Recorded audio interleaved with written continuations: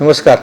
महाराष्ट्र सरकार के पर्यटन व सांस्कृतिक विभाग और जिलाधिकारी कार्यालय छत्रपति संभाजीनगर इनके संयुक्त प्रयास से छत्रपति संभाजीनगर शहर में मराठवाड़ा सांस्कृतिक मंडल मैदान पर 22 फरवरी से लेकर 26 फरवरी तक हर दिन शाम को 6 बजे एक सांस्कृतिक कार्यक्रम का आयोजन किया गया है।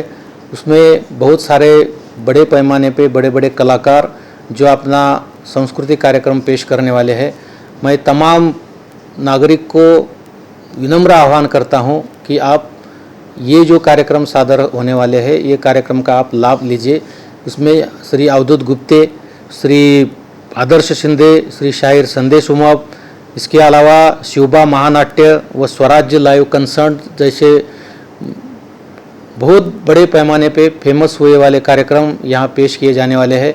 मेरे आप सबको दरख्वास्त है कि आप भी हर दिन शाम के 6 से लेके 9 साढ़े 9 बजे तक का टाइम ये प्रोग्राम के लिए आप आरक्षित कीजिए और आप सह परिवार सह मित्र आके ये कार्यक्रम का लाभ लीजिए।